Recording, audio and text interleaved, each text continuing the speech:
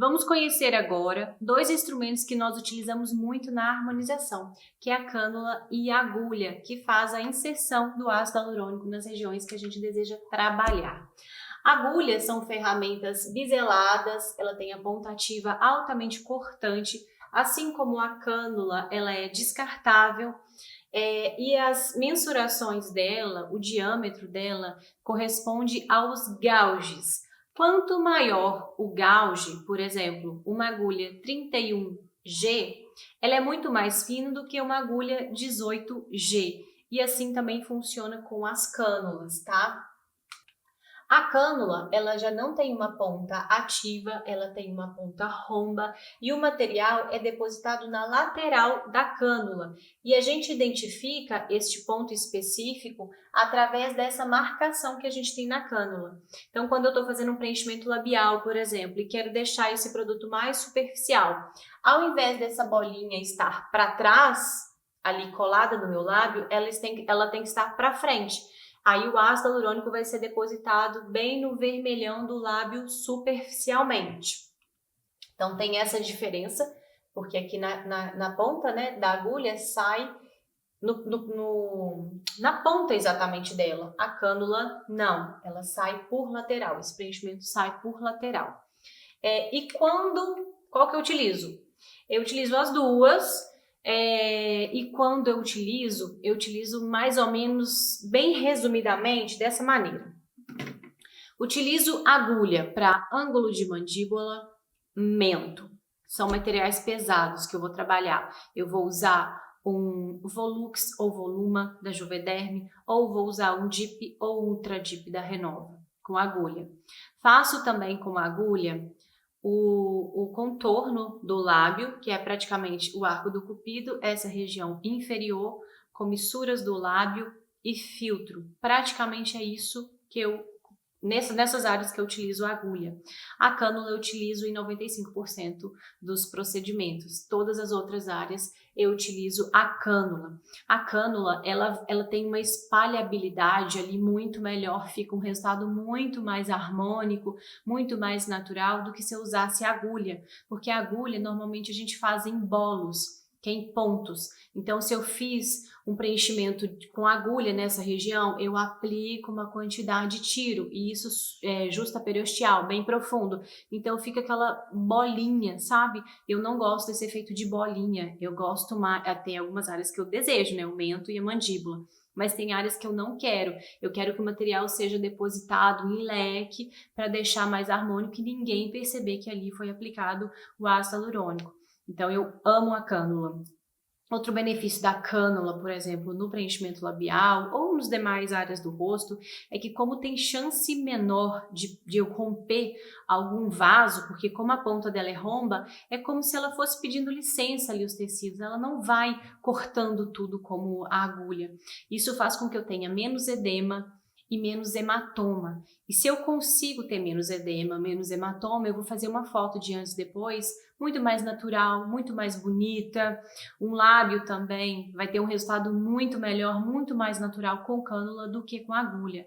Então, a minha escolha é sempre cânula, toda vez que possível cânula. Se eu não precisar de usar agulha, eu vou eliminar a utilização dela na harmonização do meu paciente, porque eu sei também que é muito mais seguro a cânula, visto que a agulha, ela tem esse poder de corte e ela corta o vaso e eu posso colocar ácido hialurônico dentro de um vaso e causar uma obliteração vascular. Então, onde aquela artéria irriga, ela nutre, vai ocorrer uma necrose, sendo que se essa artéria que eu apliquei o ácido hialurônico ali, ela faz alguma anastomose com a artéria central oftálmica, ou enfim, as artérias oftálmicas no geral, a artéria central da retina, por exemplo, pode causar cegueira, pode causar amaurose. Então, quanto menos utilização da agulha, é melhor, é mais seguro. Então, por isso eu escolho, de preferência, a cânula. Você vai pedir foto do paciente 4 horas depois do procedimento. Então, fez o procedimento, você pede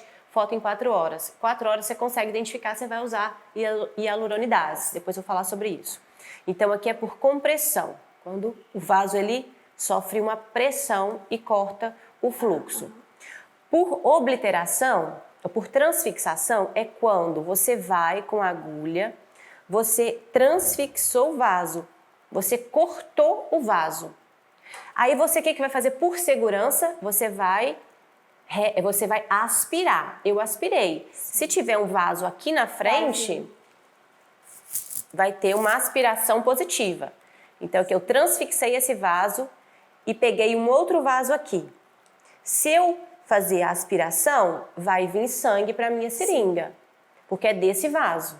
Eu sempre fiz isso nos preenchimentos. Sempre, porque né? É agulha, né? Exatamente. Então, aqui eu transfixei e se eu pegar esse outro vaso, vai ter a positiva. O que eu vou fazer? Vou sair um pouquinho ali daquela região, vou fazer uma aspiração novamente. Como eu estou longe do vaso, não deu aspiração positiva, então não veio sangue. Só que eu transfixei esse daqui. Você entende que se eu retroinjetar, eu vou injetar dentro do vaso e não vai valer de nada a minha aspiração?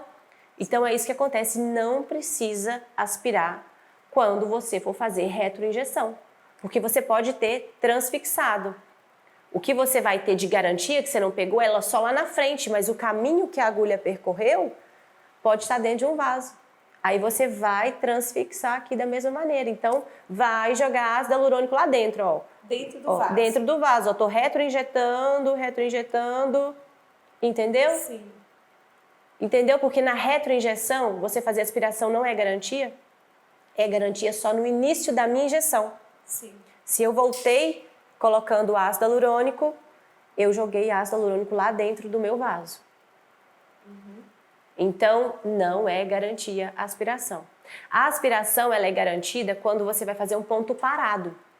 Você furou lá no paciente, aspirou para ver se está vindo sangue, não vem sangue. O que eu vou fazer? Segurança, ó, parei a agulhinha e depositei o produto. Sim. Aqui sim, tudo bem, você fazer aspiração. Agora, em retroinjeção, não é garantia.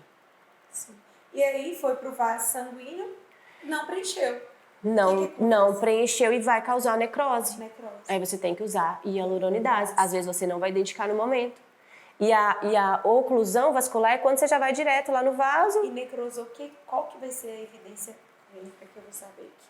A necrose, ela vem muito depois. Não é exatamente no momento que vai tudo necrosar. Você vai ver que está isquêmico, o paciente vai te relatar dor.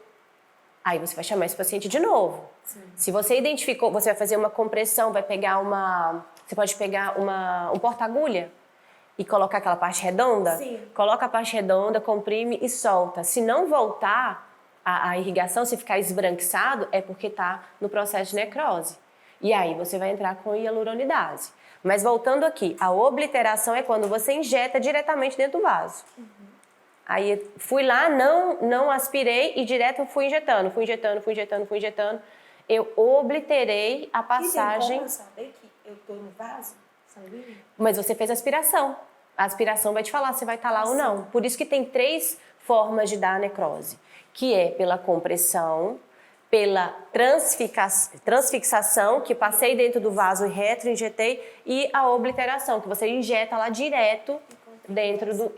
Você vai não comprimir, você não vai deixar passar o sangue, entendeu? Então você obliterou.